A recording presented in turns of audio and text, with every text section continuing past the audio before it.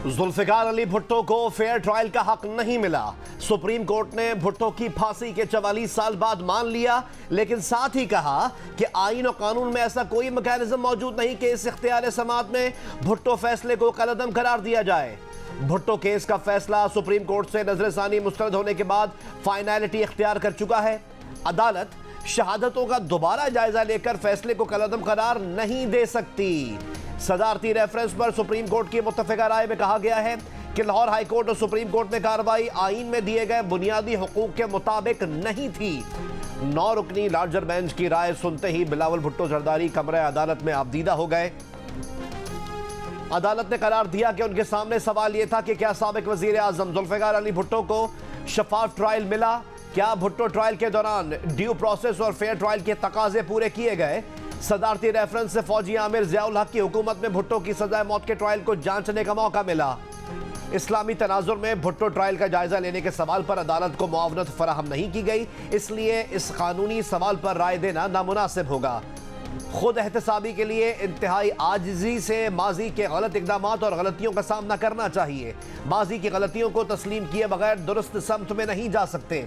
अदालत fair trial ना होने से मुतालिक बड़ी आईनी और कानूनी खामियों की तफसीली रिपोर्ट वजूहात में निशानदही करेगी।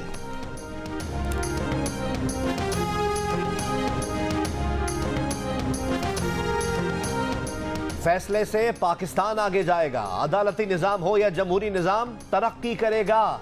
भुट्टो के नवासे बिलावल भुट्टो जरदारी का रद्द अमल। कहा, अदालत ने तस्लीम किया कि जुल्फिकार अली भुट्टो को फेयर ट्रायल का मौका नहीं मिला। अदालत पर लगे इस दाग की वजह से आम आदमी का इंसाफ के निज़ाम पर तवक्को रखना बड़ा मुश्किल था। 44 साल बाद तारीख दुरुस्त होने जा रही है। फैसले के बाद उम्मीद है निज़ाम सही समत में चलना शुरू हो जाएगा। पीपल्स पार्टी सिंध का भुट्टो की फांसी से मुतालिक सुप्रीम कोर्ट के फैसले पर यौम तशक्कुर मनाने का ऐलान।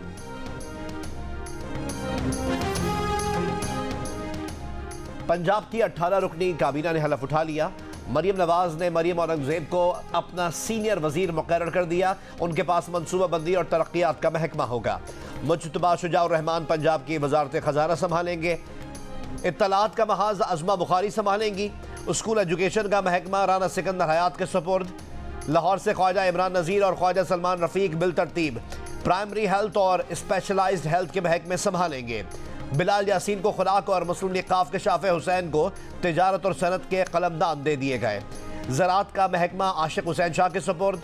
गवर्नर हाउस में काबीना अरकीन से गवर्नर बलीगुर रहमान ने हलफ लिया। तकरीब हलफ बरदारी में वज़ीर आला पंजाब मरियम नवाज शरीफ की भी शिरकत। हलफ बरदारी के बाद वज़ीर आला पंजाब ने मरियम औरंगजेब को गले लगाकर मुबारकबाद दी।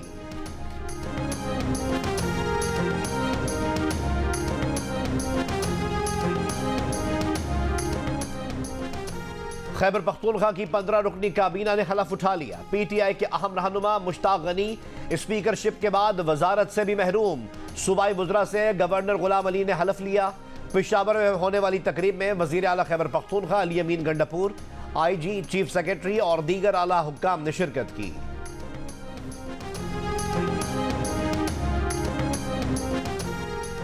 वफाकी काबीना का फैसला अगले 48 घंटों में हो जाएगा।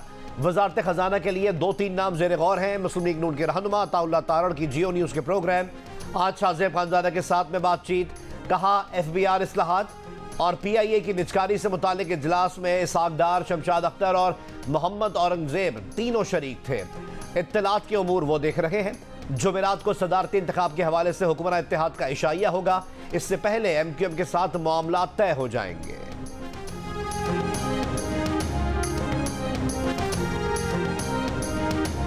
बारह मार्च को पाकिस्तान आने का इरादा है। एहतसाब अदालत में वकील सफाई का बयान। एवनफील्ड, फ्लैगशिप और अल अजीजिया रेफरेंसेस में हसन नवाज और हुसैन नवाज के वारंट गिरफ्तारी मुअत्तल करने की दरख्वास्त दायर। अदालत ने नोटिस जारी कर दिए। एवनफील्ड रेफरेंस में हसन नवाज और हुसैन नवाज इश्तिहारी हैं।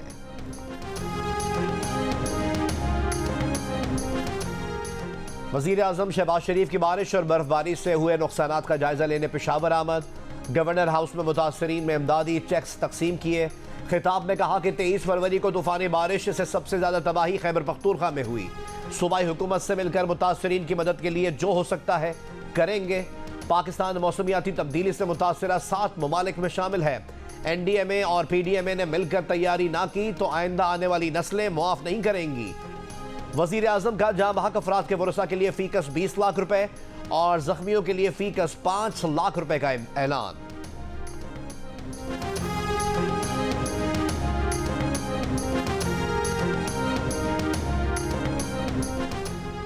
Army chief general Syed Asim Munir का हैवी इंडस्ट्रीज टेक्सला का दौरा।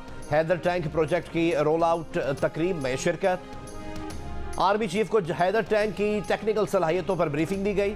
ISPR के मुताबिक हैदर टैंक वॉरफेयर फील्ड में जदीद तरीन टेक्नोलॉजी और मुतासर कुन सलाहियत रखता है।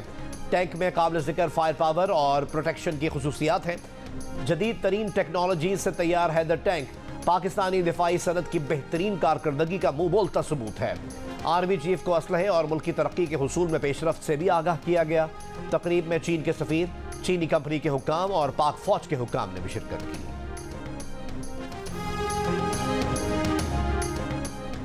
रावलपिंडी में छापा, 3 दहशतगर्द गिरफ्तार।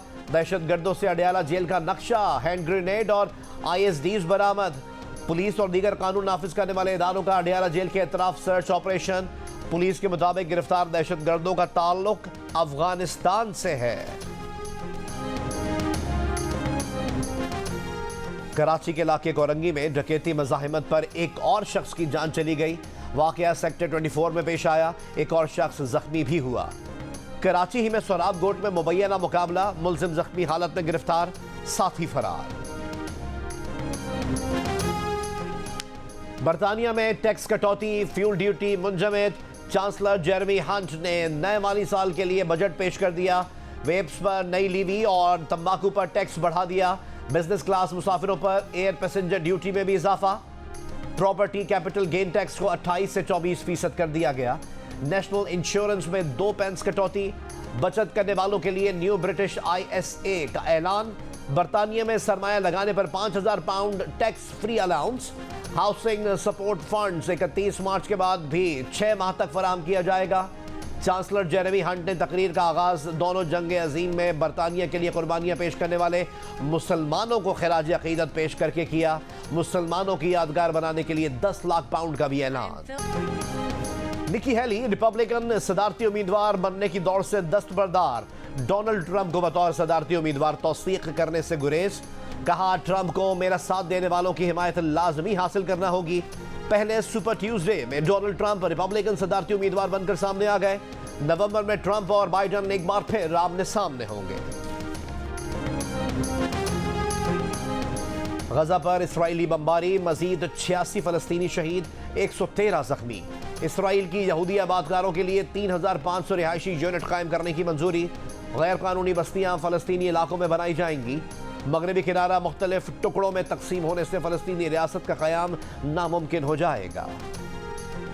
नोबेल इनाम याफ्ता मलाला यूसुफजई का कहना है कि बहुत से लोग उन्हें इंस्पायर करते हैं। वो शहजाद रॉय और उनकी अहलिया के काम से मुतासिर हैं। वो ख़ास तौर पर अपने वालिदैन से मुतासिर हैं। मलाला ने कहा कि उनके वालिद ने हमेशा उनकी राय को अहमियत दी है।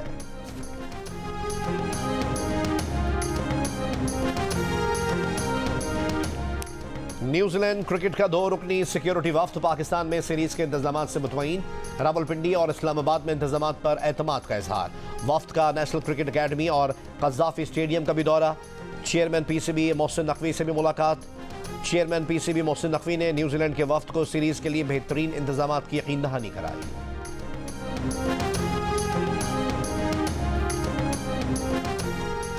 ऑस्ट्रेलिया के Shane Watson Pakistan cricket team के हेड कोच बनने के लिए मजबूत उम्मीदवार। शेन वॉटसन न्यूजीलैंड के खिलाफ सीरीज में जिम्मेदारियां संभाल सकते हैं। जराये के मुताबिक PCB के आला अहदेदारों की शेन वॉटसन से कोचिंग के मामले पर बात हो चुकी है। कोचिंग के लिए डैरन सैमी भी दौड़ में शामिल हैं। कोचेस से मुतालिक जल्द फैसला होने का इम्कान।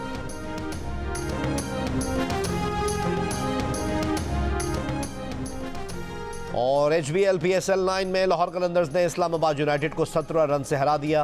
लाहौर कलंदर्स की टूर्नामेंट में यह पहली फतह है। इससे पहले कराची किंग्स ने कोयटा ग्लैडिएटर्स को 7 विकेट से हरा दिया। मुल्तान सुल्तान्स प्लेऑफ में पहुंच चुकी है। लाहौर कलंदर्स प्लेऑफ की दौड़ से बाहर हो चुकी है।